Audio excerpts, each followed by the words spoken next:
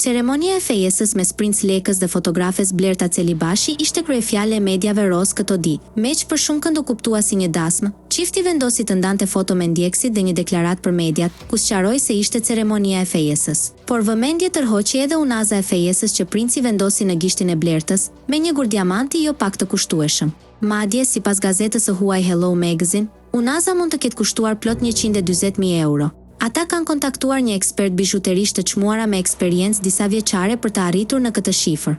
Edhe pse nuk është unaza më e madhe e fejesës mbretërore, eksperti Nilesh Rakolia shpjegoi se është e punuar bukur dhe mbetet shumë e vlefshme, si financiarisht ashtu edhe sentimentalisht. Nëse guri qendror është rreth 2 deri në 3 karat me qartësi dhe ngjyrë të shkëlqyer. Një unazë si kjo ka të ngjarë të vlerësohet midis 80.000 dhe 120.000 pound, tha ai.